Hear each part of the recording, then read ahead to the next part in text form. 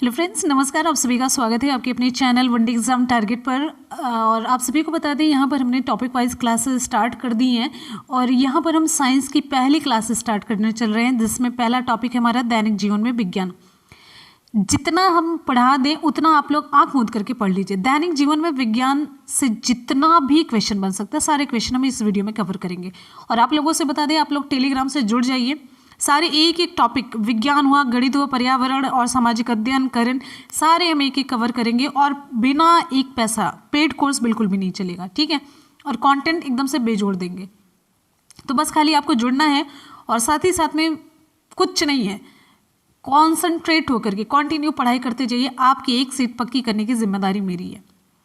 चलिए, और आप लोग टेलीग्राम से जुड़ जाइए। टेलीग्राम आपका ये ऐसे लिखेंगे, one day exam target by Munmun लिखेंगे। फिर आप टेलीग्राम के ऑफिशियल वनडे एग्जाम टारगेट के ऑफिशियल चैनल पर पहुंचेंगे। चलिए क्लास को स्टार्ट करते हैं। देखिए, हम यहाँ पर पहले आपको थ्योरी पढ़ाएंगे थोड़ी सी, फिर उसके बाद से एक कॉन्सेप्ट आपका बनाएंगे। कॉन्सेप्ट के बाद आपको सारे क्वेश्चंस करवाएंगे, ठीक है। ऑब्जेक्टिव आपको बाद में मिलेंगे, लेकिन यहाँ पर पहले कॉन्सेप्ट। दैनिक जीवन में विज्ञान मतलब हमारे दैनिक जीवन में विज्ञान ने क्या हलचल मचा रखी है, यानी कि क्या पॉजिटिव और क्या नेगेटिव चीज़ है। विज्ञान ने हमारे दैनिक जीवन में आकर के, यानी कि विज्ञान अगर ना होता तो दैनिक जीवन हमारा कैसा होता, या फिर विज्ञान आ गया तो हमारा दैनिक जीवन कैसा हुआ है। आराम से बीतती जा रही चीज़ें, अगर विज्ञान ना होता तो हम पहले क्या करते थे। एक एग्जाम्पल के तौर पर आपको बताएंगे। जैसे अगर आप सुबह सो करके उठिए तब, और जब विज्ञान, तब की कंडीशन जब विज्ञान नहीं था और आपकी कंडीशन जब विज्ञान है। सुबह सो करके उठते हैं, पहले बेड से ही देख लीजिए। पहले शुरू में जब आदिवासी वाला जीवन था तो पुआल वगैरह बिछा करके सोया जाता था। अब आजकल बेड है, डंलप के गद्दे हैं, ठीक है। फिर जब आप उठते हैं तो ब्रश करने की तरफ बढ़िए। पहले दातुन की जाती थी, फिर अब ब्रश किया जा रहा है। हाँ, पहले लोग बाहर जाते थे, अब यहाँ पर हर घर में शौचालय है। तो इस तरीके से विज्ञान की वह सारी चीज़ें विज्ञान ने प्रभावित कर रखी। तो दैनिक जीवन में जो विज्ञान है, यहाँ से रिलेटेड आपके बहुत सारे क्वेश्चन बनते हैं। तो यहाँ पर चलिए आपको बताते हैं कुछ ऐसी चीज़ें। कॉन्सेप्ट बना दैनिक जीवन में विज्ञान का। अब यहाँ पर एक इंपॉर्टेंट चीज़ आती है, वैज्ञानिक विधि के चरण होते हैं। वैज्ञानिक विधि के चरण में आप देखेंगे, जैसे किसी चीज़ की जब खोज हो रही है, विज्ञान से रिलेटेड किसी चीज़ की खोज हो रही है, तो वैज्ञानिक विधि का चरण होता है। एक पहले मन में एक जिज्ञासा उठती है। जैसे जिज्ञासा ये उठती है कि कोई चीज़, जैसे पेड़ से फल गिरा तो नीचे ही क्यों गिरा। फिर एक परिकल्पना बनाई जाती है, एक आपके दिमाग में परिकल्पना कि हाँ नीचे गिरा है तो शायद इसमें वजन ज़्यादा है। हाँ, एक परिकल्पना, आप एक ऐसी ही कोई कल्पना बनाते हैं जो सही भी हो सकती है, गलत भी हो सकती है। तो उसका परीक्षण किया जाता है, क्या ये बात सही है कि नहीं सही है। फिर निरीक्षण किया जाता है, विश्लेषण किया जाता है, और फिर उसके बाद से उसका वर्गीकरण होता है। फिर लिखा जाता है, विलेखन होता है। फिर से पुनर्विचार किया जाता है, फिर से विचार किया जाता है। फिर बाद में निष्कर्ष निकाला जाता है और उसके बाद से नया प्रयोग करके देखा जाता है क्या ये बात सही है कि नहीं जो हमने परिकल्पना ली थी। वैज्ञानिक विधि के ये चरण है और ये क्रम से चलते रहते हैं। वैज्ञानिक विधि के ये जो चरण है क्रम से चलते हैं। जिज्ञासा या फिर प्रश्न करना, परिकल्पना हाइपोथेसिस बनाना, परीक्षण करना, फिर उस परीक्षण का निरीक्षण करना, विश्लेषण करना, एनालिसिस करना कि हाँ चीज़ें सही चल रही कि नहीं, क्या है कैसी है। अब फिर उसको लिखा जाता है, फिर से विचार किया जाता है, निष्कर्ष निकाला जाता है, फिर से नया प्रयोग किया जाता है। ऐसे एक दो बार करके फिर फाइनल ये देखा जाता है कि हमने जो हाइपोथेसिस बनाई थी सही है या गलत है। फिर उसके बाद से सिद्ध हो जाता है कोई चीज़ कि हाँ ये इस नियम पर, इसके आधार पर है। फिर भारी थी कि इस वजह से गिरी, या फिर गुरुत्वाकर्षण का नियम लगता है। तो बाद में फाइनल होगी गुरुत्वाकर्षण का। भारी होगी तो किसी चीज़ पर वो चीज़ लागू होगी, कहीं कहीं पर वो चीज़ गलत होती सिद्ध होगी। अगर वो सही होगी तो हर कंडीशन में सही हो जाएगी, राइट। ये रहा वैज्ञानिक विधि का चरण। अब आगे बढ़ेंगे। दैनिक जीवन में विज्ञान की देन, जैसे हमने अभी स्टार्ट किया था, दैनिक जीवन में विज्ञान की क्या क्या देन हो सकती है। शुरू से आप सोकर उठने से लेकर के सोने जाने तक जितनी भी चीज़ें हैं, आप चाहे जिस भी घर के कोने में नज़र दौड़ाइए, सभी विज्ञान की देन है।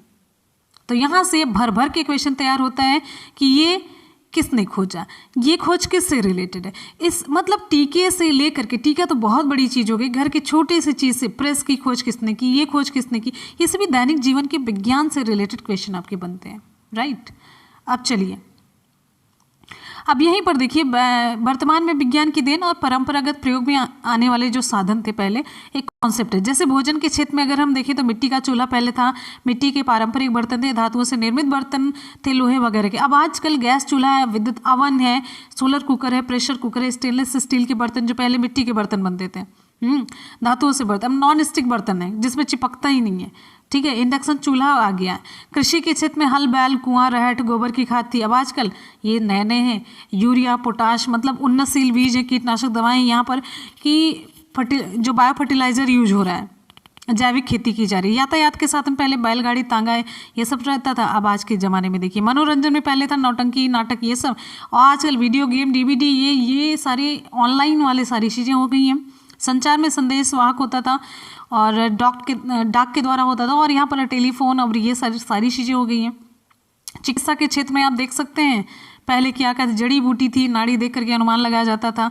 और अब यहाँ पर आप देखिए कितनी सारी एंटीसेप्टिक दवाएं हैं, शल्यक्रिया है, शल्यक्रिया में मतलब ऑपरेशन वगैरह होता है, कंप्यूटर, ओवरहेड प्रोजेक्टर है, ये शिक्षा से संबंधित है, मेडिकल से संबंधित नहीं। सीटी स्कैन है, एंडोस्कोपी, एंडोस्कोपी से रिलेटेड क्वेश्चन एक इंपॉर्टेंट बनता है। शरीर के अंगों की, जो आंतरिक अंगों की जांच होती है वो एंडोस्कोपी के माध्यम से होती है। बाकी आप सभी चीज़ें आप जान रहे हैं, अल्ट्रासाउंड वगैरह का। और यहाँ पर एक क्वेश्चन आपका ये बन जाता है, अंतर्राष्ट्रीय एडुसैट जो है ये किससे रिलेटेड है? एडुसैट ये उपग्रह है, पहला उपग्रह है शिक्षा से संबंधित, ये एडुसैट से रिलेटेड। यहाँ पर दो क्वेश्चन आपका बनता है, एक है एंडोस्कोपी का, दूसरा बन जाता है आपका एडुसैट है, ठीक है। अब यहाँ पर अंतरिक्ष से रिलेटेड साधारण दूरबीन और वेधशालाएं होती थी, अब यहाँ पर वायुमंगलयान तक हो चुका है। रक्षा में अब सभी जान रहे हैं, ये चीज़ें हो गई, एक कॉन्सेप्ट आपका यहाँ पर क्लियर हो जाता है, राइट। वहाँ पर तो आप लोगों ने देख ली विज्ञान की देन। अब यहाँ पर देखिए विज्ञान के दुरुपयोग से जो समस्याएं उत्पन्न होती है, विज्ञान के दुरुपयोग से जो समस्याएं होती है, पहली समस्या तो पर्यावरण प्रदूषण होता है, ठीक है, डीजल पेट्रोल की वजह से। फिर उसके बाद से बहुत ज़्यादा अगर आप भूजल का असंयमित दोहन करते हैं तो तालाब वगैरह सूखते जा रहे हैं। कीटनाशक, रासायनिक उर्वरक, दवाओं का जो प्रयोग होता है उससे क्या होता है कि भाई मतलब जो मृदा प्रदूषण हो जाता है, जल प्रदूषण होता है। मृदा प्रदूषण होने से जितने भी वहाँ पर जीव जंतु अंदर हैं उनको नुकसान पहुँचता है, और वैसे ही केस में जल प्रदूषण में भी होता है, ठीक है। कूड़े जैसे मतलब ज़्यादा उन्नति हो रही है, ज़्यादा इंडस्ट्री वगैरह डेवलप हो रही है, तो कूड़े कचरे का जो निपटान है वो सही से हो नहीं पा रहा है, तो सभी को प्रभावित कर रहा है। रेडियोधर्मी विकिरण है, इससे मानव जीवन पर खतरा है। परमाणु ऊर्जा है, परमाणु बम बना, ये सब बना, लेकिन उसकी वजह से देखिए नागासाकी, अभी तक जापान में मतलब कितनी स्थिति गड़बड़ है। नागासाकी और हिरोशिमा पर जो बम गिराए गए थे उससे भी अभी तक की पीढ़ी प्रभावित हो रही है। रेफ्रिजरेटर हुआ है, एसी हुआ है, इन सभी से क्लोरोफ्लोरोकार्बन है, तो कितना ओजोन लेयर डिप्लीशन हो रहा है, साथ ही साथ में ग्लोबल वार्मिंग हो रही है, ये सारी चीज़ें हो रही हैं, ठीक है। अब यहीं पर अगला पॉइंट एक ये आ जाता है, जो विज्ञान ने योगदान तो बहुत दिया, लेकिन विज्ञान ने जो योगदान दिया है उसके पीछे किन किन वैज्ञानिकों ने किन किन क्षेत्रों में काम किया, तो ये बड़ा इंपॉर्टेंट हो जाता है आपके लिए। देखिए जैसे यहाँ पर देखिए, तो ये भारतीय वैज्ञानिक हम पहले देखेंगे। जगदीश चंद्र बोस, इन्होंने क्या किया, देखिए एकदम से कम समय में टाइम बचाने वाली वीडियो आपको हम प्रोवाइड करा रहे हैं। ऐसा वीडियो आपको जल्दी से पेड क्लासेस में भी नहीं मिलेगा। जगदीश चंद्र बोस पौधों की संवेदनशीलता से रिलेटेड इन्होंने खोज की है। सर सीवी रमन, प्रकाश का प्रकीर्णन, रमन प्रभाव इन्होंने खोजा। एस रामानुजन ने क्या किया, संख्या सिद्धांत प्रतिपादित किया, संख्या सिद्धांत की शुरुआत इन्होंने की। एस एन बोस, इन्होंने क्वांटम मैकेनिक्स और गॉड पार्टिकल के बारे में बताया। मेघनाथ साहा, इन्होंने तापीय आयनीकरण, साहा समीकरण के बारे में बताया। टी आर शेषाद्री, इन्होंने ऑर्गेनिक केमिस्ट्री, औषधि विज्ञान की खोज की। होमी जहांगीर भाभा ये परमाणु और कॉस्मिक विकिरण से संबंधित इन्होंने खोज की। विक्रम साराभाई अंतरिक्ष अनुसंधान से रिलेटेड है।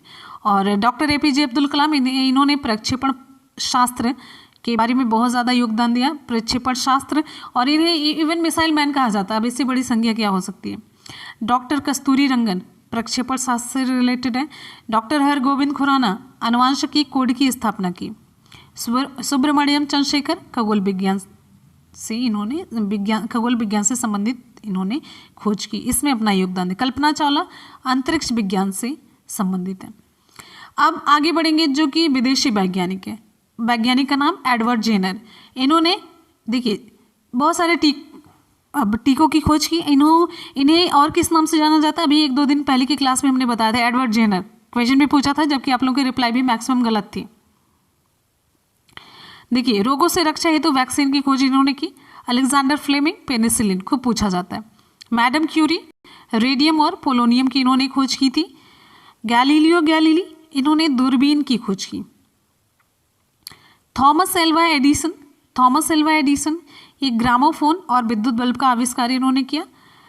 और ये मार्कोनी, गुलियेल्मो मार्कोनी, रेडियो की खोज इन्होंने की। और ये अलेक्जेंडर ग्राहम बेल ने टेलीफोन की खोज की। आगे देखेंगे सर आइजैक न्यूटन, इन्होंने गुरुत्वाकर्षण का नियम दिया और गति के सिद्धांत को प्रतिपादित किया। चार्ल्स बेबेज कंप्यूटर से संबंधित हैं। Michael Faraday dynamo. William Roentgen X ray. John Logie Baird, इन्होंने टेलीविजन की खोज की। अल्बर्ट आइंस्टाइन फोटो इलेक्ट्रिक प्रभाव से रिलेटेड हैं ये।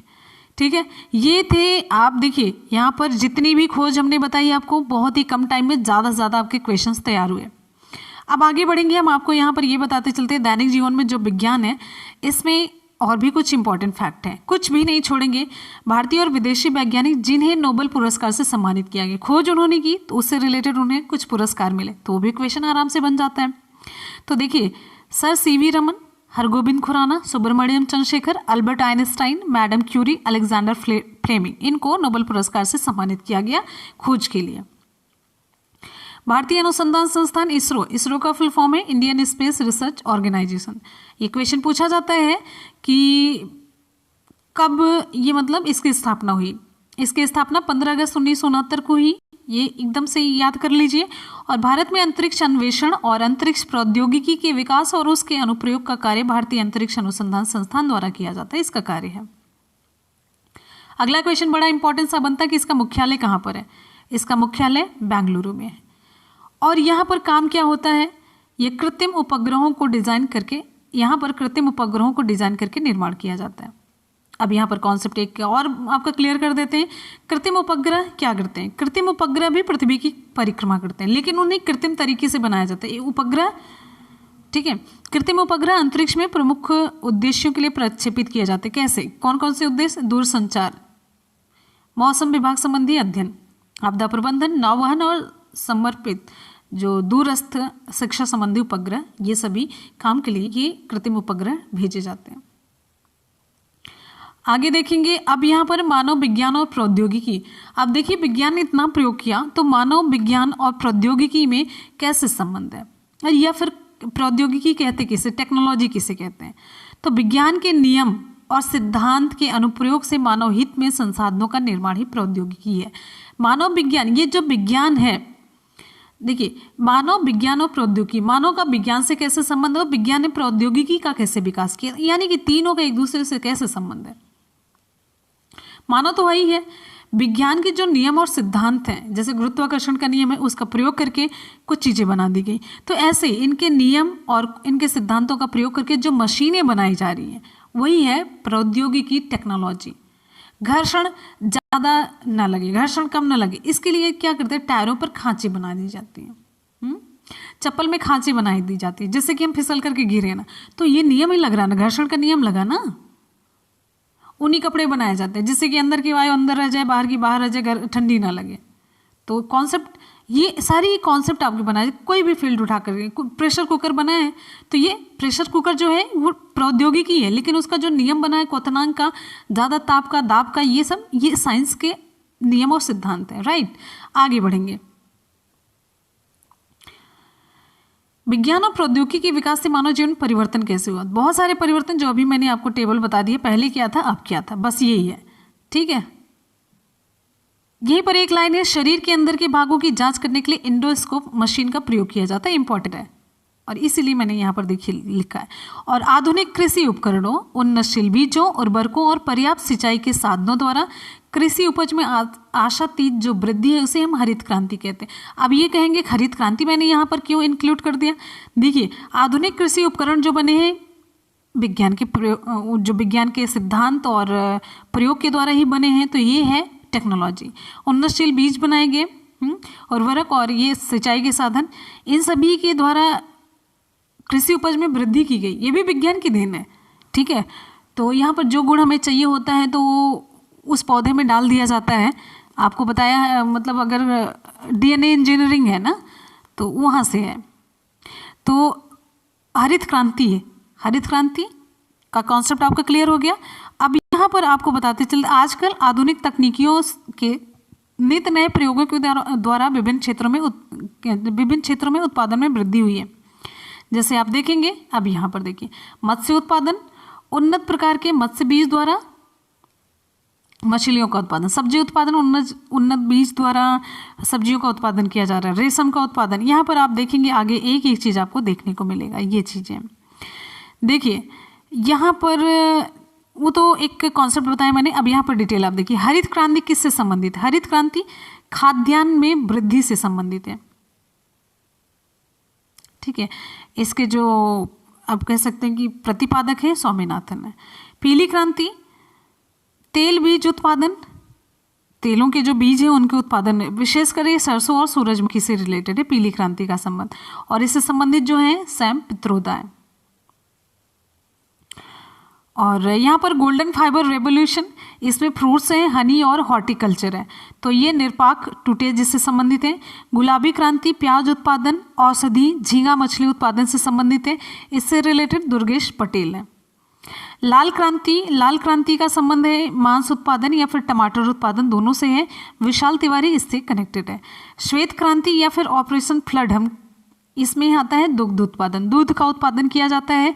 और इसके जो मतलब जनक आप कह सकते हैं वर्गीस कुरियन है। जो भी इधर से नाम है इसके मतलब इस फील्ड में इन्होंने काम किया, इसके ये मेन है, हेड है, जनक हैं, ठीक है। चलिए आगे बढ़ते हैं। भूरी क्रांति चमड़ा, कोको या फिर गैर पारंपरिक उत्पाद से रिलेटेड है और इससे संबंधित है हीरालाल चौधरी। नीली क्रांति मछली उत्पादन से संबंधित है, डॉक्टर अरुण कृष्णन है। रजत क्रांति अंडा उत्पादन से संबंधित है, इंदिरा गांधी संबंधित है। चलिए अब यहाँ पर आप देखिए, गोल्डन रेवोल्यूशन में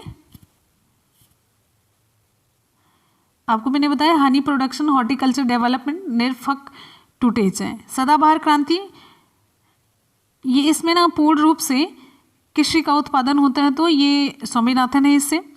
और प्रोटीन क्रांति जो है, ये प्रोटीन क्रांति उच्च उत्पादन यानी कि जो दूसरी हरित क्रांति पर आधारित तकनीकी है उससे रिलेटेड है, पीएम नरेंद्र मोदी और अरुण जेटली के द्वारा शुरू किया गया। आज रजत फाइबर क्रांति जो है कपास के उत्पादन में वृद्धि से है। ग्रे क्रांति उर्वरक उत्पादन में वृद्धि से है। गोल क्रांति आलू उत्पादन में वृद्धि से है। काली क्रांति जो है पेट्रोलियम उत्पाद से संबंधित है, राइट। उम्मीद है यहाँ पर बहुत सारी चीज़ें आपकी दैनिक जीवन में विज्ञान से रिलेटेड चीज़ें क्लियर हो चुकी होंगी, कॉन्सेप्ट आपका क्लियर हो चुका होगा। अब चलते हैं हम अपने क्वेश्चंस की तरफ। क्वेश्चन आप सभी की स्क्रीन पर होगा और आप लोग आराम से इसके रिप्लाई करते रहिएगा, ठीक है, बिना किसी चीटिंग के, बिना किसी लापरवाही के, ठीक है। और एक बार जितने भी स्टूडेंट वीडियो को देख रहे हैं, अगर वीडियो पसंद आ रहा हो तो दिल से वीडियो को ज़्यादा से ज़्यादा लाइक कीजिए। पूरा टारगेट है एकदम से कम एक दिन में आपके पूरे, ज़्यादा नहीं, मुझे बस सिंपली 10,000 व्यूज़, बस खाली 10,000 व्यूज़, ठीक है, बस इतना, ज़्यादा नहीं। अगर इतना नहीं हो पाए तो फिर ऐसे पूरा टॉपिक वाइज मुश्किल हो जाएगा। फिर अब आपका इतना सपोर्ट चाहिए, कम से कम एक वीडियो पे 10,000 एक दिन में ज़रूर हो जाने चाहिए, बस इतना, और ज़्यादा कुछ नहीं। आगे बढ़ेंगे, आगे देखिए, यहाँ पे क्वेश्चन है दूरस्थ शैक्षणिक उपग्रह कौन सा है? दूरस्थ शैक्षणिक उपग्रह का नाम आपको बताना है। वोल्टा है, स्पुतनिक है, एडुसैट है, कोई नहीं। अभी मैंने आपको बताया दूरस्थ शैक्षणिक उपग्रह। विकल्प यहाँ पर आपका सी होता है, एडुसैट है। अभी मैंने आपको बताया है एडुसैट, एजुकेशन से रिलेटेड सैटेलाइट। फोटो इलेक्ट्रिक प्रभाव की खोज किसने की? फोटो इलेक्ट्रिक प्रभाव की खोज किसने की? फोटो इलेक्ट्रिक प्रभाव की खोज किसने की? Michael Faraday, Charles Babbage, Galileo, Einstein. बिल्कुल सही जवाब विकल्प आपका यहाँ पर डी सी हो जाता है, आइंस्टाइन सही जवाब है।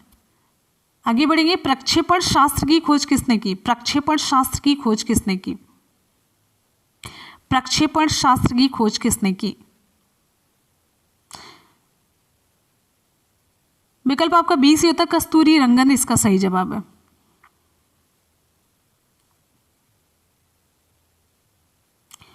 प्राकृतिक वर्णवाद से विशेष संबंध था किसका? प्राकृतिक वर्णवाद से विशेष संबंध किसका था? Charles Darwin, Robert Hooke, Hugo de Vries, Lamarck का। नेचुरल सिलेक्शन, प्रकृति जो वेस्ट होता उसको सिलेक्ट कर लेती, ये जो नियम दिया था किसने दिया था? इसका सही जवाब हो जाता है चार्ल्स डार्विन। विकल्प आपका ए सही होता है, चार्ल्स डार्विन। जैव विकास से संबंधित इन्होंने सिद्धांत दिया। आनुवंशिकता के नियम के जन्मदाता कौन है? अगला हमारा क्वेश्चन है आनुवंशिकता के नियम के जन्मदाता। अभी जितना भी आप लोगों ने देखा है थ्योरी वाले पोर्शन में कि कौन सी खोज किसने की है, तो वो आपको मतलब आराम से याद करे रहना है, ठीक है। आनुवंशिकता के नियम के जन्मदाता कौन है? तो यहाँ पर विकल्प आपका सही हो जाता है सी, मेंडल है। विकल्प सी आपका सही होता है। आनुवंशिकता की खोज किसने की थी? ग्रेगर जॉन मेंडल ने की थी, इसीलिए आनुवंशिक विज्ञान का जनक, आनुवंशिकता के नियम के जन्मदाता, आनुवंशिकता के पिता, सभी ये ग्रेगर जॉन मेंडल को कहा जाता है, ठीक है। और मेंडल से रिलेटेड आपको बताते चलते हैं, मेंडल को आनुवंशिकी का पिता कहा जाता है। इन्होंने किस पौधे पर अपना प्रयोग किया था? तो मटर के पौधे पर अपना प्रयोग किया था, ये जानते रहिएगा। और मटर के पौधे में 7 प्रकार के गुणों का अध्ययन किया था इन्होंने, और इसके बाद इन्होंने 3 नियम प्रतिपादित किया था, ठीक है। तो 3 नियम कौन कौन से था? एक पहला था प्रभाविता का नियम, प्रभाविता का नियम। दूसरा था पृथक्करण का नियम, पृथक्करण का नियम। विज्ञान आप पढ़ रहे हैं तो डिटेल तो पढ़ेंगे ही ना, पृथक्करण का नियम। और तीसरा है स्वतंत्र अभ्यूहन का नियम। ये आप नहीं कह सकते कि हम इस सब्जेक्ट के हैं तो हम विज्ञान नहीं पढ़ पाएंगे, नहीं पढ़ना चाह रहे हैं या फिर कुछ ऐसा। तो ये देखिए भाई, जिस एग्जाम को आप देने जा रहे हैं 1 से 5 तक ना, उसमें कोई सब्जेक्ट का कैटेगराइजेशन नहीं है, कोई कैटेगरी नहीं है। तो सभी सब्जेक्ट आप सभी सब्जेक्ट पढ़ाने के लिए आप योग्य होकर के जाएंगे, तभी आपका सिलेक्शन होगा, ठीक है। अब आगे चलते हैं, नेक्स्ट है प्लॉमान जीन के सिद्धांत का प्रतिपादन किसने किया? प्लॉमान, आपको मैंने बताया भी है, प्लॉमान, जो कि प्लॉमान मतलब एक जगह से दूसरे, जंपिंग जीन का जो कॉन्सेप्ट है भाई, जंप करने वाला, जंपिंग जीन का कॉन्सेप्ट, जंपिंग जीन का कॉन्सेप्ट मतलब एक जगह से कूद करके दूसरी जगह जाने वाले जीन के सिद्धांत का प्रतिपादन किसने किया? तो यहाँ पर सही हो जाता है विकल्प सी, मैक्लिंटॉक है, बारबरा मैक्लिंटॉक है। जंपिंग जीन के सिद्धांत के प्रतिपादक हैं बारबरा मैक्लिंटॉक। इन्हें 1983 में पुरस्कार भी मिला है इस चीज़ के लिए। कौन सा पुरस्कार मिला है? विज्ञान के क्षेत्र में नोबेल पुरस्कार से सम्मानित किया गया है, ठीक है। और आपको बताते चलते हैं इन्होंने अपना प्रयोग किस पर किया था, किस पौधे पर? मक्का था। मक्का के दानों के जो ऐसे चकत्ते नहीं पड़ते, कभी लाल कभी जैसे मक्का पूरा पीला पीला सा है तो कहीं काला हो जाता है, कभी वाइट हो जाता है, तो ये जंपिंग जीन का कमाल होता है। कुछ स्पॉट जो दिखते हैं तो ये ऐसे होते हैं ना, कोशिकाओं में जो डीएनए के खंड होते हैं, कोशिका होती है इसमें जो डीएनए के खंड होते हैं ना, जिन्हें हम कहते हैं ट्रांसपोजेबल तत्व या फिर ट्रांसपोजॉन्स कहते हैं, मतलब इनका विकास की प्रक्रिया में योगदान होता। बस यही जानते रहिए आप लोग। आगे बढ़ते हैं, नेक्स्ट क्वेश्चन हमारा है डीएनए संश्लेषण का प्रतिपादन किसने किया? डीएनए संश्लेषण का प्रतिपादन किसने किया? DNA synthesis.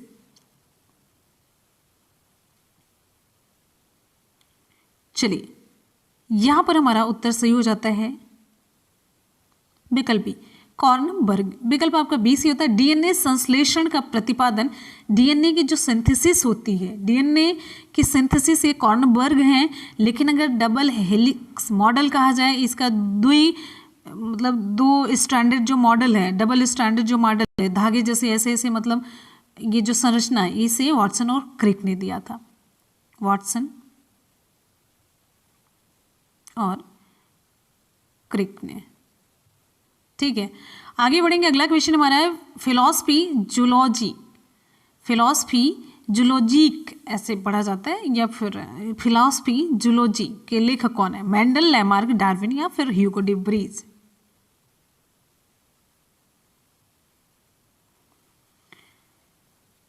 विकल्प यहां पर आपका सही हो जाता है, विकल्प ये सही होता है लैमार्क।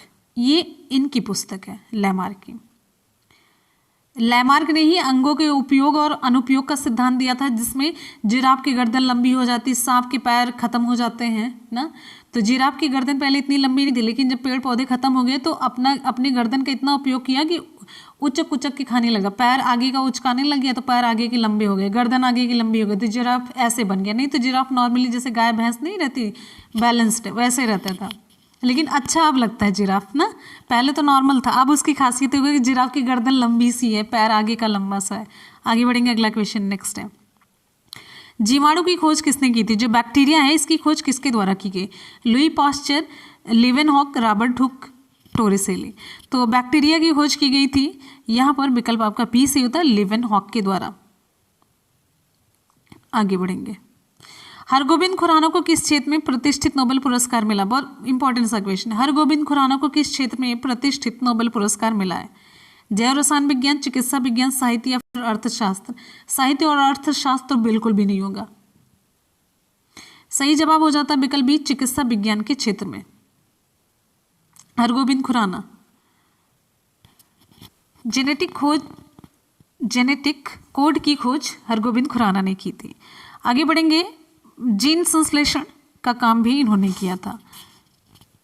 अगला क्वेश्चन, निम्नलिखित में से किसने प्राकृतिक वर्ण या सर्वोत्तम की उत्तरजीविता सिद्धांतों पर आधारित विकास का सिद्धांत प्रतिपादित किया? प्राकृतिक वर्ण, नेचुरल सिलेक्शन, या फिर सर्वोत्तम की उत्तरजीविता, सर्वाइवल ऑफ द फाइटेस्ट। तो मतलब जो उत्तम है, जो योग्य है, जो एकदम से सुपर है, वही जीवित रहेगा इस प्रकृति में। तो किसका सिद्धांत है ये? लेमार्क का है, डिब्रीज का, मेंडल या फिर डार्विन? ना मेंडल का है ना डिब्रीज का, लेमार्क और डार्विन में से आपको बताना है। सर्वोत्तम की उत्तरजीविता, ये विकल्प आपका डी से होता है, डार्विन ने कहा था। जी वही पाएगा, दो में लड़ाई हो रही है, जो मजबूत है वही टिक पाएगा, जो कमजोर है वो खत्म हो जाएगा। तो जैव विकास में यही है कि जिसने पर्यावरण के साथ एडजस्टमेंट कर लिया, जिसने झेल लिया, वो जीवित रह पाया, वही आगे के विकास में बढ़ता गया। जो नहीं कर पाया और लुप्त होता गया। यही इनका जैव विकास से संबंधित ये सिद्धांत है, और प्रकृति भी उसी का वर्णन कर लेती है। आगे बढ़ेंगे, अगला क्वेश्चन हमारा नेक्स्ट है, स्टेथोस्कोप का आविष्कार किसने किया था? स्टेथोस्कोप का आविष्कार किसने किया था, जिससे कि मतलब जांच की जाती है? जेनर, लैनक, सेविन या फिर पाश्चर ने? स्टेथोस्कोप विकल्प आपका बी से होता है, लैनक ने। अगला हमारा क्वेश्चन ये रहा, एडवर्ड जेनर निम्नलिखित में से किस रोग से जुड़े हैं? एडवर्ड जेनर ने टीके की खोज की है। हाँ बिल्कुल सही, विकल्प आपका सी से होता है, चेचक के टीके की खोज की है एडवर्ड जेनर ने, विकल्प आपका सी से होता है, राइट। अगला क्वेश्चन आप सभी के लिए ये है, निम्नलिखित में से वह वैज्ञानिक कौन है जिसने पहली बार रुधिर परिसंचरण की व्याख्या की? रुधिर परिसंचरण की व्याख्या करने वाले वैज्ञानिक का नाम विलियम हार्वे या फिर रोनाल्ड रास? रोनाल्ड रास किससे संबंधित है? मलेरिया परजीवी का पूरा जीवन चक्र इन्होंने बताया था, इसके लिए इन्हें पुरस्कार भी मिल चुका है नोबेल, और ये रहा विकल्प आपका बी से होता है, विलियम हार्वे। विलियम हार्वे ने रुधिर परिसंचरण की खोज की। आगे बढ़ेंगे, अगला क्वेश्चन, हृदय का पहला प्रतिस्थापन किसके द्वारा किया गया था? हृदय का पहला प्रतिस्थापन किसके द्वारा किया गया? William Harvey, Hopkins, Louis Pasteur, Christian Barnard? हृदय का पहला प्रतिस्थापन, और ये आपके पीसीएस में भी क्वेश्चन पूछा गया था। हृदय का पहला प्रतिस्थापन, यहाँ पर विकल्प आपका सही हो जाता है बी, एफ.जी. हॉपकिंस, विकल्प आपका बी सही होता है। नेक्स्ट क्वेश्चन ये रहा, क्वेश्चन पूछा जा रहा है, डीएनए की संरचना को सबसे पहले किसने रेखांकित किया? डीएनए की संरचना को सबसे पहले किसने रेखांकित किया कि डीएनए ऐसी ऐसी संरचना से? मेघना Saha, Alexander Fleming, Watson Crick, Stephen Hawkins? सही हो जाता है भाई विकल्प आपका सी, वाटसन और क्रिक। और स्टीफन हॉकिंस इससे रिलेटेड नहीं, मेघना साहा अभी आप लोगों ने देखा, और अलेक्जेंडर फ्लेमिंग ये भी नहीं है, ठीक है। अलेक्जेंडर फ्लेमिंग किससे संबंधित है? जग जाहिर है ये पेनिसिलिन की खोज से संबंधित। अगला क्वेश्चन, विकास का सिद्धांत किसके द्वारा प्रतिपादित किया गया था? विकास का सिद्धांत पाश्चर, ये सब इससे हैं, टीके से रिलेटेड अलग अलग। मेंडल, आनुवंशिकता का नियम। अरस्तु जो होते हैं इन्हें जीव विज्ञान का जनक कहा जाता है। डार्विन, ये विकल्प आपका सी सी होता है, डार्विन, ये जैव विकास के सिद्धांत से संबंधित है। अगला हमारा क्वेश्चन ये रहा, नेक्स्ट है, किसके द्वारा आनुवंशिकता के विज्ञान को आनुवंशिकी कहा गया? आनुवंशिकता के विज्ञान को आनुवंशिकी किसने कहा? मेंडल, कॉरेंस, मुलर या फिर बैटसन? किसके द्वारा आनुवंशिकता? देखिए जो खोजे हैं वो आप लोग थ्योरी से पढ़ेंगे, बाकी और हम आपको डिटेल में भी करवा रहे हैं। किसके द्वारा आनुवंशिकता के विज्ञान को आनुवंशिकी कहा गया? तो इसका सही जवाब हो जाता है वाटसन, विकल्प आपका डी से होता है। नेक्स्ट क्वेश्चन है, आधुनिक एंटीसेप्टिक सर्जरी का जनक कौन है?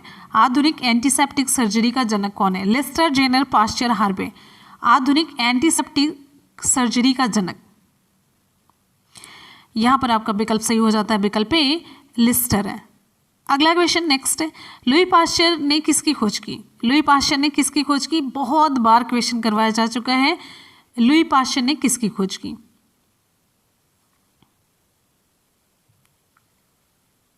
रेबीज के टीके की खोज। प्रथम एंटीबायोटिक की खोज किसने की?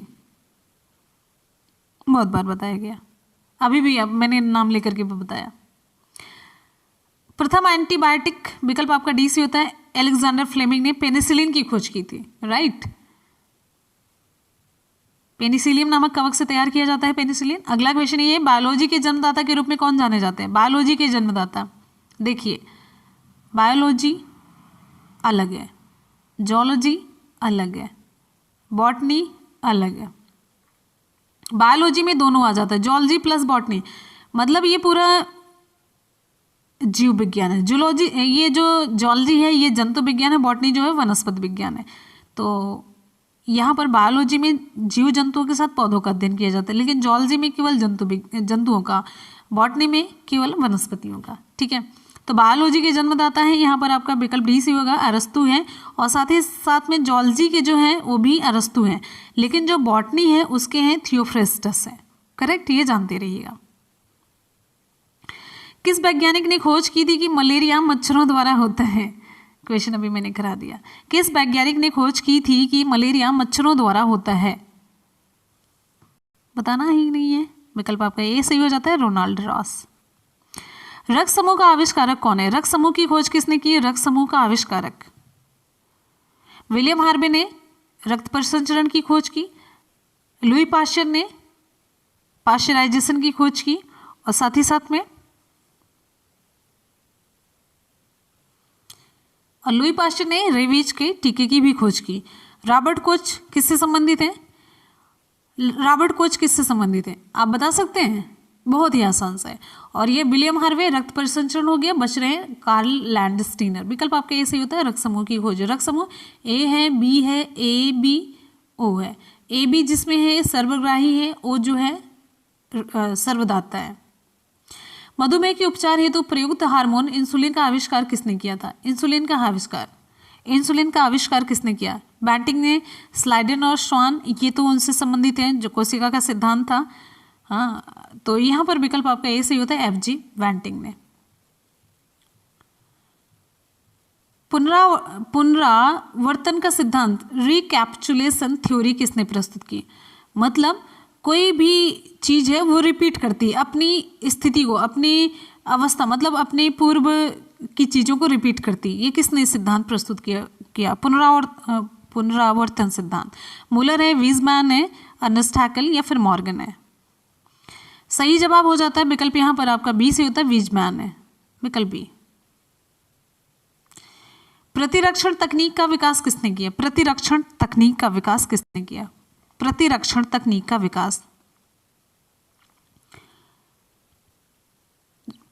पॉस्चराइजेशन होगा ना। अगला क्वेश्चन है, प्रतिरक्षण तकनीक का विकास किसने किया था? प्रतिरक्षण तकनीक का विकास किसने किया? प्रतिरक्षण तकनीक का विकास किसने किया? विकल्प यहां पर हमारा सही हो जाता है डी, रॉबर्ट कोच ने। विकल्प डी आपका सही होता है, रॉबर्ट कोच। होम्योपैथी के संस्थापक कौन है? होम्योपैथी के संस्थापक कौन है? Louis Pasteur, Edward Jenner, Joseph Lister, Hahnemann. कौन सा सही होगा? होम्योपैथी के संस्थापक कौन है?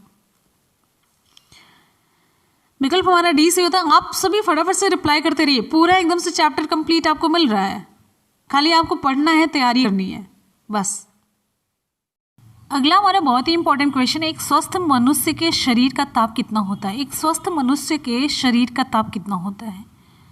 इसका सही जवाब हमारा हो जाता है विकल्प ए, 37 डिग्री सेल्सियस। एक स्वस्थ मनुष्य के शरीर का तापमान एग्जैक्टली होता है 36.9 डिग्री सेल्सियस, या फिर आप फॉरेनहाइट में कहेंगे 98.6 डिग्री फॉरेनहाइट होता है, राइट। यदि शरीर का तापमान इससे कम या ज़्यादा होता है तो आदमी बीमार माना जाता है। यदि शरीर का तापमान, यानी कि अगर 37 डिग्री सेल्सियस है, 37 डिग्री सेल्सियस है, ठीक है, कितना है, 37 डिग्री सेल्सियस है, तो इसे केल्विन में बदलिए। या फिर पूछ लिया जाता है अगर हमारे शरीर का जो तापमान है केल्विन में आपको बताना है, तो देखिए 37 में आपको 273 जोड़ना है, 37 प्लस 273 कितना हो जाएगा, 310 केल्विन होगा। तो हमारे शरीर का तापमान केल्विन में कितना होगा, 310 है। फ़ारेनहाइट में कितना होगा, 98.6 डिग्री फ़ारेनहाइट है, और सेल्सियस में 36.9 एग्जैक्टली होता है। वैसे आप 37 डिग्री सेल्सियस मान सकते हैं, तो विकल्प यहाँ पर आपका यही सही होता है। आगे बढ़ेंगे, अगला क्वेश्चन हमारा, ये क्वेश्चन आपके एग्जाम में पूछा गया, कितना तापमान होने पर पाठ्यांक सेल्सियस और फ़ारेनहाइट तापमापियों में एक ही होंगे। बहुत ही इंपॉर्टेंट क्वेश्चन है, विकल्प यहाँ पर आपका सही हो जाता है -40। आपको बताते हैं, आप वनडे एग्जाम टारगेट के टेलीग्राम से जुड़ जाए, जिससे कि आपको नोटिफिकेशन वहाँ पर रेगुलरली मिलता रहे। तो वनडे एग्जाम टारगेट का जो टेलीग्राम का लिंक है नीचे आपको डिस्क्रिप्शन बॉक्स में दे देंगे। साथ ही साथ में आप सर्च बार में भी सर्च कर सकते हैं, one day exam target by Munmun, ठीक है। चलिए अब यहाँ पर हम लोग सवाल देख लेते हैं। तो यहाँ पर विकल्प आपका पहला सही होता है -40 डिग्री। -40 डिग्री सेंटीग्रेड एक ऐसा ताप है जो डिग्री सेंटीग्रेड और डिग्री फ़ारेनहाइट में समान होता है। अब यहाँ पर आपको बताते चलते हैं, डिग्री सेंटीग्रेड और डिग्री फ़ारेनहाइट में एक रिलेशन होता है। क्या होता है, C/5 इज इक्वल टू 5 - 32/9, ये हो जाता है फॉर्मूला है। तो फॉर्मूला रखने पर F is equal to, formula में -40 आप रख दीजिए, ठीक है। तो C इज इक्वल टू कितना हो जाएगा, इसको हम पक्षांतरित करेंगे बराबर की धर, तो ये हो जाएगा, ये -40 F की जगह पर रखेंगे, माइनस यहाँ पर एक मिनट फिर से रखते हैं, C/5 बराबर F - 32/9, ठीक है। अब यहाँ पर रखिए C इज इक्वल टू हो जाएगा, खाली मल्टीप्लाई, ये इधर का 5 मल्टीप्लाइड हो जाएगा, तो ये C बराबर हो जाएगा, और ये -40 फिर माइनस लगा ही है, -32, एक मिनट,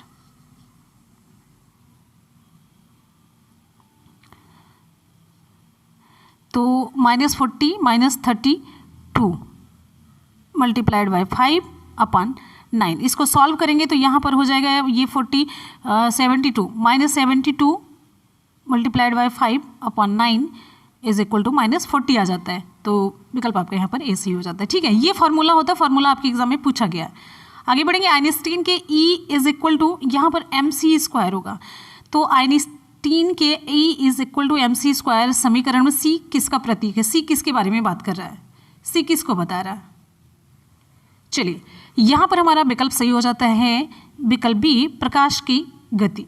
आइंस्टीन ने बताया कि द्रव्यमान ऊर्जा के समतुल्य होता है, द्रव्यमान ऊर्जा के समतुल्य होता है, चाहे वह किसी भी रूप में क्यों ना हो। आइंस्टीन का जो सूत्र है E is equal to mc², E is equal to mc² है, तो यहाँ पर E इज इक्वल टू ऊर्जा, एनर्जी है, m से मास द्रव्यमान है, C यहाँ पर ये प्रकाश की गति है, ठीक है। चलिए आगे बढ़ेंगे, नेक्स्ट हमारा क्वेश्चन है, भौतिकी की किस शाखा में अति सूक्ष्म कणों की चाल का अध्ययन किया जाता है। भौतिकी की किस शाखा में अति सूक्ष्म कणों का अध्ययन किया जाता है। चलिए यहां पर हमारा विकल्प सही हो जाता है, इसे कहते हैं क्वांटम मैकेनिक्स कहते हैं। क्या कहते हैं, क्वांटम मैकेनिक्स कहते हैं। क्वांटम मैकेनिक्स विज्ञान की वह शाखा है जिसमें अति सूक्ष्म कणों की गति और उनके अंतर संबंधों का अध्ययन किया जाता है, क्वांटम मैकेनिक्स में। आगे बढ़ेंगे, अगला क्वेश्चन है, राष्ट्रीय भौतिकी प्रयोगशाला स्थित है कहाँ पर। राष्ट्रीय भौतिकी प्रयोगशाला कहाँ पर स्थित है। राष्ट्रीय भौतिकी प्रयोगशाला नई दिल्ली, चेन्नई, बेंगलुरु, कोलकाता, तो यहाँ पर विकल्प आपका ए सही होता है, नई दिल्ली में। राष्ट्रीय भौतिकी प्रयोगशाला नई दिल्ली में स्थित है। अगला क्वेश्चन हमारा, एम्पियर मापने की इकाई क्या है।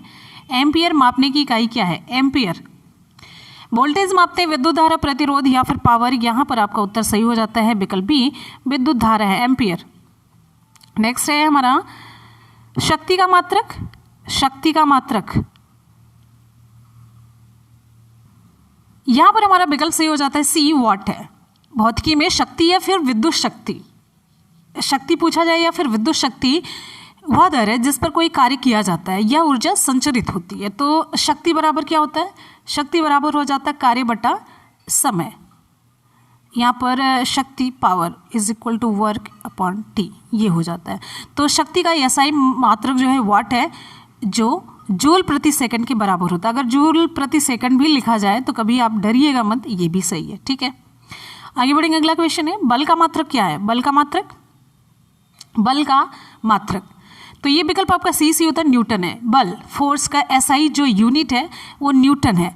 न्यूटन की जगह पर अगर ये लिखा जाए न्यूटन है एसआई, और या फिर किलोग्राम मीटर प्रति सेकंड स्क्वायर लिखा जाए तब भी आप सही समझिएगा। बल बराबर होता है F is equal to ma द्रव्यमान गुणे त्वरण। तो किसी वस्तु पर लगा जो बल होता है वस्तु के द्रव्यमान m और उसके त्वरण के गुणनफल के बराबर होता है सूत्र से। नेक्स्ट क्वेश्चन हमारा है कार्य का मात्रक क्या होता है। ये सारे क्वेश्चन धड़ाधड़ बहुत पूछे गए। कार्य का मात्रक क्या होता है, कार्य का मात्रक यहाँ पर सही हो जाता है विकल्प ए जूल है, ठीक है।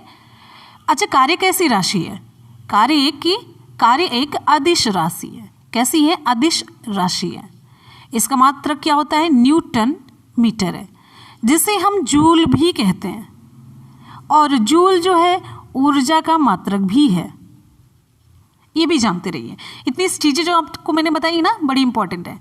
अगला क्वेश्चन हमारा नेक्स्ट है प्रकाश वर्ष इकाई है किसकी, प्रकाश वर्ष किसकी इकाई है, दूरी की। प्रकाश द्वारा एक वर्ष में कितने, एक वर्ष में तय की गई दूरी को हम एक प्रकाश वर्ष कहते हैं, लाइट ईयर कहते हैं, लाइट ईयर, ठीक है। एक प्रकाश वर्ष बराबर कितना होता है, एक प्रकाश वर्ष बराबर होता है 9.46 गुणे 10 की पावर 15 मीटर के, करेक्ट। चलिए भाई आगे बढ़ते हैं। अगला क्वेश्चन, एक पारसेक तारों संबंधी दूरियां मापने का मापक जो मात्रक है, एक पारसेक तारों संबंधी दूरियां मापने का मात्रक है, ये किसके बराबर होता है। चलिए जल्दी से बताइए। एक पारसेक भी दूरी मापने का मात्रक है जो कि लंबी दूरी मापता है। तो पारसेक जो है पैरालैक्टिक सेकंड, ये इसका संक्षिप्त रूप है।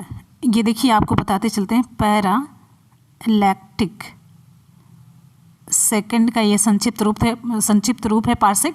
इसका प्रयोग लंबी खगोलीय दूरी को मापने में किया जाता है। अब आपको यहाँ पर बताते चलते हैं, एक पारसेक बराबर कितना होता है, 3 गुणे 10 की पावर 16 मीटर। और एक प्रकाश वर्ष बराबर कितना होता है, एक प्रकाश वर्ष बराबर होता है 9.46 गुणे 10 की पावर 15 मीटर। तो इसलिए एक पारसेक बराबर कितना हो जाएगा, एक पारसेक बराबर हो जाता है 3.262 प्रकाश वर्ष होगा, ठीक है। तो इसका सही जवाब हो जाता है नियर अबाउट विकल्प आपका बी सही हो जाता है, 3.25 प्रकाश वर्ष, करेक्ट। आगे बढ़ेंगे, पारसेक मात्रक है किसका, अभी मैंने आपको बता ही दिया, पारसेक मात्रक है विकल्प आपका ए सही होता है, दूरी का है, करेक्ट। चलिए एक बार सभी स्टूडेंट फटाफट से वीडियो को लाइक और शेयर करेंगे जोरदार तरीके से भाई। अगले क्वेश्चन की तरफ बढ़ते हैं। नेक्स्ट हमारा क्वेश्चन आप सभी की स्क्रीन पर, एक नैनोमीटर होता है कितने के बराबर, एक नैनोमीटर किसके बराबर होता है, एक नैनोमीटर किसके बराबर होता है, 10 के पावर -7, 10 के घाते -7 सेंटीमीटर के बराबर होता है। नैनोमीटर लंबाई की एक इकाई है मीट्रिक प्रणाली में, और ये कितने विकल्प यहाँ पर आपका सही हो जाता है 10 घाते -7 सेंटीमीटर के बराबर होता है। अच्छा एक ध्यान से देखिए, एक नैनोमीटर बराबर कितना होता है, एक नैनोमीटर बराबर हो जाता है 1 गुणे 10 के घाते -9 मीटर, और 1 मीटर बराबर होता है 100 सेंटीमीटर। तो इसलिए मतलब 10 के घाते -9 मीटर बराबर हो जाता है, ये कितना हो जाएगा 10 के घाते 2 गुणे 10 के घाते -9 सेंटीमीटर। तो ये बराबर हो जाएगा 2, 9 -9 2 है तो -7 हो जाएगा, 10 के पावर -7 सेंटीमीटर, करेक्ट। चलिए आगे बढ़ेंगे। अगला क्वेश्चन आप सभी के लिए यहाँ पर खत्म हो जाता है आज की क्लास। तो क्वेश्चन का कलेक्शन ये पूरा यहाँ पर हो जाता है कंप्लीट, पूरी वीडियो कंप्लीट हो जाती है। आपको कैसी लगी हमेशा की तरह अपना फीडबैक ज़रूर दीजिएगा, और इस तरीके से आपका ये पहला चैप्टर हो जाता है कंप्लीट। पहला चैप्टर मतलब पहला टॉपिक हमारा कंप्लीट होता है। और वैसे मैंने ये विज्ञान का पहला टॉपिक कंप्लीट होता है, इससे पहले हमने तीन टॉपिक कंप्लीट कराए हैं। एक तो कराया है सौरमंडल, दूसरा है भारतीय स्वतंत्रता का संग्राम, तीसरा है हिंदी वर्णमाला, और ये चौथा हमारा टॉपिक आ जाता है साइंस का। और साइंस में अगर देखते हैं पहला टॉपिक है। इस तरीके से हम धीरे धीरे सारे टॉपिक कवर करें, लेकिन आप लोगों का सपोर्ट हमारे लिए बहुत ज़रूरी है। चलिए मिलते हैं फिर इसी के साथ ही नेक्स्ट वीडियो में, और आप लोग टेलीग्राम से ज़रूर जुड़ जाइएगा। अगर आप लोग मुझसे मिलना चाहते हैं तो मुनमुन ब्लॉग मुनमुन ब्लॉग्स पर आप लोग कमेंट कर सकते हैं और पर्टिकुलर अपने कुछ व्यूज़ वहाँ पर शेयर कर सकते हैं, साथ ही साथ में कोई भी प्रॉब्लम हो वो मेरे साथ शेयर कर सकते हैं। तो चलिए इसी के साथ मिलते हैं फिर नेक्स्ट वीडियो में, तब तक के लिए goodbye, take care, thank you so much, love you all, bye bye and take care, Jai Hind, Vande Mataram.